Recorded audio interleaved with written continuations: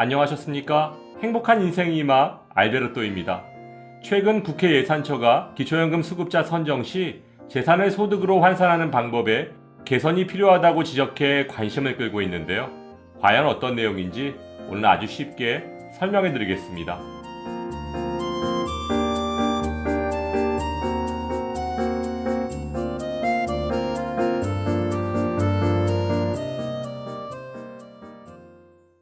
국회 예산처가 이번에 펴낸 분석 보고서의 내용을 보면 수도권 중소도시에 사는 인구가 대도시보다 높은 주거비를 부담하고 있음에도 기초연금 수급에 밀접한 영향을 미치는 기본 공제액이 오히려 낮게 책정돼서 형평성 차원의 개선이 필요하다고 지적했습니다.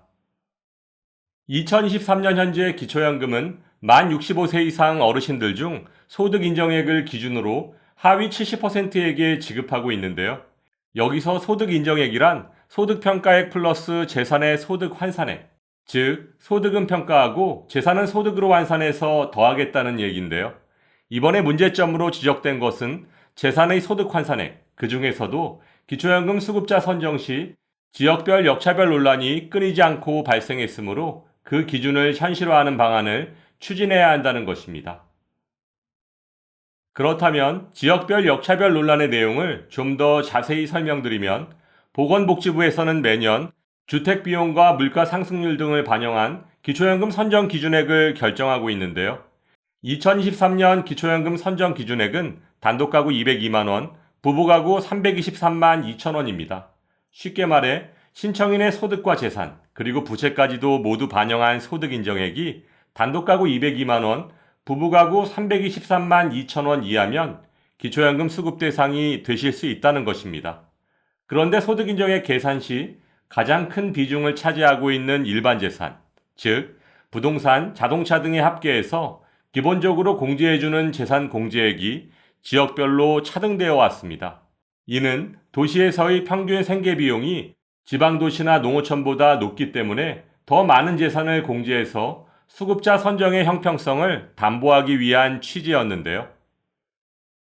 현재 서울과 6대 광역시, 그리고 수원, 용인, 창원, 고양시, 4개 특례시는 대도시로 분류돼서 1억 3,500만 원을 공제받고 있고 일반시와 세종특별시는 중소도시로 분류돼서 8,500만 원 공제, 그 밖의 농어촌은 7,250만 원을 공제하고 있습니다.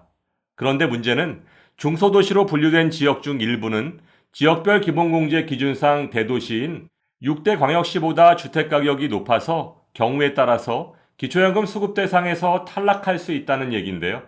실제 지난 5월 기준 인구가 90만 명이 넘는 성남시의 평당 평균 주택 매매가는 약 3,955만 원으로 인천광역시와 부산광역시를 비롯한 6대 광역시보다 훨씬 높은 금액이고 같은 특별시인 서울 강북구 2,520만 원보다도 높은 수준인 것으로 나타났습니다. 그러나 성남시 거주 어르신들은 소득인정액 계산 시 중소도시 거주자로 분류해서 역차별을 받을 수밖에 없는 상황입니다.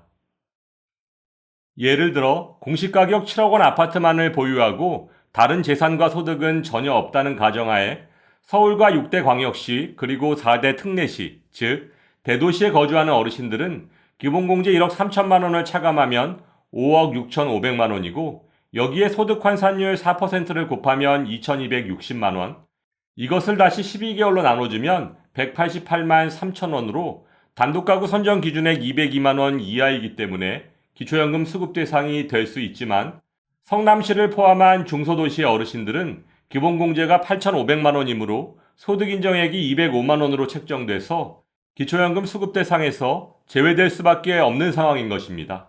이에 국회 예산처는 재산가액을 산정할 때 지역 간 차이가 발생하고 있으므로 기본 공제의 공제의 형평성 차원에서 개선이 필요한 것으로 보인다고 지적했는데요. 이는 더불어민주당 정춘숙 의원이 국정감사에서 이미 지적한 내용이기도 합니다. 이와 같은 국회의 지적에 보건복지부에서는 기본재산액 지역 분류 기준의 현실화를 위해 추후 관련 연구 용역을 실시해서 기준 개편을 검토할 예정이라는 입장인데요. 아무래도 현재 기초연금 재산 기준인 대도시, 중소도시, 농어촌 3단계 분류 단계가 기초생활보장제도의 경우처럼 4단계로 변경될 것으로 예상됩니다. 또한 2015년 이후 바뀌지 않은 지역별 기본공제액을 상향하는 방안도 검토할 것으로 보여지고 있습니다.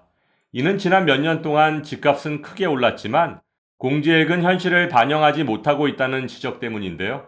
현재 지역별 기본공제 기준은 지역의 상황을 반영하기엔 지나치게 단순하고 최근 몇 년간 주택의 공시가격 변동이 지역별로 다르게 적용된 것까지 검토해서 최종안을 결정해야 될 것으로 판단됩니다.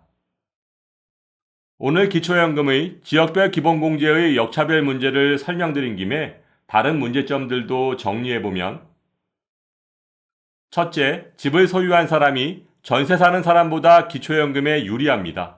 예를 들어 시가 5억 원, 공시가 3억 원인 아파트를 소유한 사람과 전세 4억 원 아파트에 사는 사람을 비교해보면 집을 소유한 사람은 기초연금 계산 시 일반 재산이 공시가 3억 원으로 반영되지만 전세 사는 사람은 4억 원 전세보증금에 기본공제 5%만을 차감하면 3억 8천만 원이 반영됩니다.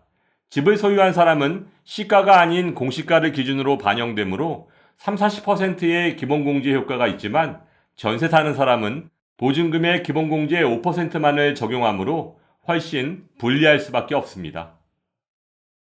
두 번째, 금융재산의 기본공제는 2천만 원 뿐입니다.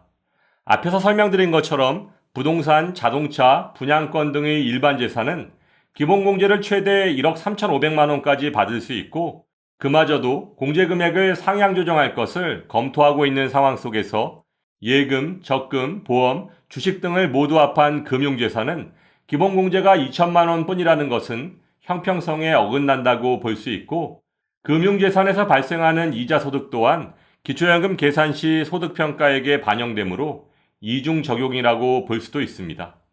기초연금 받으려면 현금 들고 있지 말고 무조건 집을 사야 하는 건지 참 답답한 상황이 아닐 수 없습니다. 세 번째, 연금소득에는 기본공제가 전혀 없습니다. 근로소득은 기본공제 108만 원에 추가공제 30%까지 차감받을 수 있고 임대보증금은 필요경비 42.6%까지 공제받을 수 있고 이자소득은 월 4만 원씩 공제받을 수 있는 것에 비해 국민연금을 포함한 연금소득은 젊었을 때 열심히 일해서 받은 소득에서 매월 납부한 돈인데도 왜 기본공제가 전혀 없는 건지 도무지 이해할 수가 없습니다. 네 번째, 기초생활수급자는 기초연금 신청을 포기할 수밖에 없습니다. 전체 노인 인구의 8% 정도에 해당하는 기초생활수급자 어르신들은 기초연금 신청 자체를 아예 포기하고 있습니다. 그 이유는 기초연금을 받으면 100% 소득평가액에 반영돼서 생계급여에서 기초연금을 받은 만큼 바로 감액되기 때문인데요. 기초연금 수급으로 인해 늘어난 소득 때문에 의료급여 외에 다른 복지 혜택까지도 탈락할 가능성이 있기 때문입니다. 따라서 어려운 분들께 더 많은 지원을 하는 선택적 복지를 추진하고 있는 윤석열 정부에서 반드시 해결해야 할 주요 과제라고 할 수 있습니다. 내년 4월 총선이 가까워질수록 기초연금 40만 원 인상과 노인 전체 지급 등의 어르신들의 표를 의식한 다양한 포퓰리즘이 쏟아질 것으로 예상되고 있습니다. 하지만 기초연금을 얼마 더 준다는 공약보다도 오늘 설명드린 기초연금이 안고 있는 기본적인 문제점을 최우선적으로 보완하는 것이 선행되어야 할 것입니다.